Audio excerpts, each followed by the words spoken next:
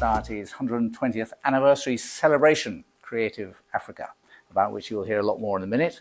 My name is Nick Westcott. I'm the director of the Royal African Society for the past 5 years, and I'm very pleased to welcome a stellar cast here today. First of all, Your Honour, the Lord Mayor of Westminster.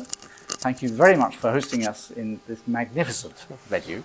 A lot of our activities take place in the city of Westminster, not least because we have in the all-party parliamentary group on Africa, the largest parliamentary group for any region in the world. And we have about 200 MPs, so we are regularly at the Houses of Parliament, Westminster Hall and the rest, in order to project Africa into that environment, ensure the British government, the British Parliament are fully briefed. So we have many events around here, and it's familiar territory, and we're very pleased to come here in order to launch our event. So without further ado, let me hand over to you, and then we will move on to hear more in detail about both the event and FilmAfrica. Thank you. All right, thank you. So my name's Councillor Hamza Tozal, and I'm the Lord Mayor of Westminster. So for those of you who don't know, the mayoralty is a one-year term in Westminster, and I'm the first person from a minority ethnic background to be Lord Mayor, the youngest ever to be Lord Mayor, and the first Muslim to be Lord Mayor. Thank you. My family heritage is African as well. So my grandparents are from Morocco, so from North Africa, and they came to the UK in the early 1970s. And this has been their home ever since. But Africa as a whole, and especially North Africa, where my family's from, has always been quite close to my heart, because it's been my way of linking. It's like even when we go on holiday sometimes, I say I'm going back home, and it's like, wait a minute, I was born here, but it has that connection to me. It has that connection to my family. It means something. And to have the Royal African Society here, to host you guys is a huge privilege and a huge honour, because it means I'm able to then link back. And plus we have, I don't know a specific number, but the amount of residents we have from an African background is huge. And to mention the APPG is brilliant as well, because again, like you said, that happens in Westminster, and I'm guessing there's tons of others that happen in Westminster. So I look forward to working with you guys in the future, look forward to hopefully attending many more events, and actually getting our residents there as well, because I think that's what it's all about. That's what it comes down to. It's ensuring that our residents are proud of where they come from, and not only that, but the future generations don't forget how it all works and where their parents came from and their grandparents came from, and that's sort of my big play in all of this. But yeah, it's amazing to have you guys here, and look forward to working with you guys in the future, and thank you for coming. The Royal African Society is certainly, as I said, one that engages for positive change. And we do this particularly by ensuring that African voices are amplified and that there's a better understanding of Africa. Our traditional focus had been on education, on research, on public advocacy, on business engagement. But it has evolved to the promotion of African art, culture, and creativity.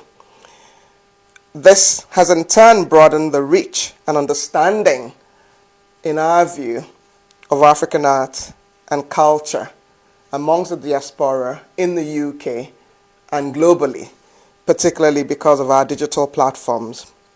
For example, a little over 10 years ago, the Society launched 2 festivals.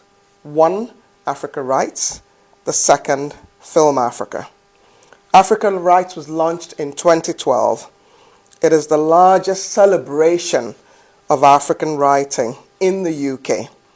It celebrates African literary talent, highlighting writers and themes that are shaping contemporary African literature. It has particularly championed women writers all over the world, especially those that struggle to be heard. So issues around social justice is also very important to us. FilmAfrica, which my colleague Dester will talk about later, was launched in 2011. It has brought the best and the most innovative African films to British cinema, and is now also online through the British Film Institute's BFI player. This year marks the 10th Film Africa Festival, with 48 outstanding films that were selected from about over 200 entries, long and short, comic and tragic, from 17 African countries, from all over the continent.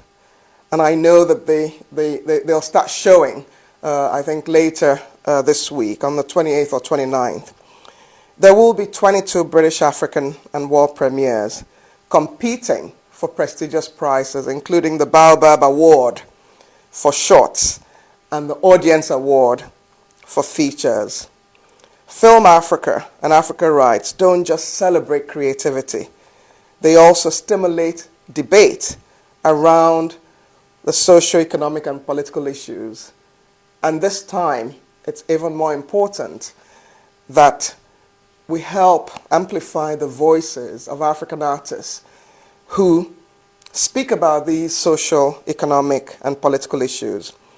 The festivals also offer a platform for African and diaspora artists to present their works to new audiences in London, all over the UK, and globally via digital platforms.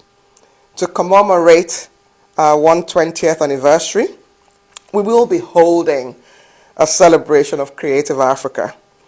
It will take place at London's iconic Shard Tower on the 2nd of November. We have curated, and I'm very proud of my team, some of who are here, led by my colleague on the council, Andrew Skeeper, and others. We have curated an evening that showcases Africa's talent, splendor, and riches. Attendees will be treated to a wide range of African art, fashion, dance, music performances, poetry, and more. Attendees will have a glimpse of Africa's rich culture and talent. I hope that you will be joining us for what I know is will be an absolutely amazing evening. Thank you. Fantastic and concise overview of exactly what both the Royal African Society does and where we are heading. But I would like now for a more detailed introduction of Film Africa, to pass over to the festival's director, Desta Haile. And thank you so much to the Lord Mayor of Westminster, Hamza Tauzad, for having us here. And yeah, it's really a pleasure. Many, many years ago, I volunteered for Film Africa because it was the first time I saw a festival that had so many African films all over London. So it's really wonderful 4 years later to be directing it with an incredible team, and we're so excited. So we have a lot going on with the gala and everything else we do, but I just want to tell you a little bit about this incredible festival. We have 7 wonderful cinemas behind us. We have BFI. We have 48 films. We are representing so many countries. Let me tell you exactly which countries. We had over 200 submissions, and we have almost 50 films from Cameroon, Cape Verde, Chad, Egypt, Ghana, Kenya, Mali, Morocco, Niger, Nigeria, Réunion, Senegal, South Africa, South Sudan, Tanzania, Tunisia, and Zimbabwe. So we are really, really pleased to be representing so many countries. And we're flying in some of the directors, some of the actors. It's opening this Friday at Picture House Central. And we even have incredible Cameroonian food to go along with it. So people who come to the opening and South London Gallery as well will get to taste some amazing food.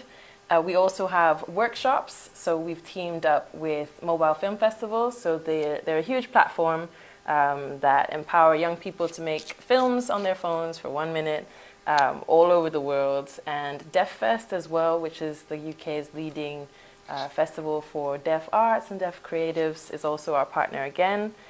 So besides showing these incredible films and highlighting some wonderful food from the continent, we also have some educational programs for young people as well. So we really, really hope that you can make it and share it with your friends.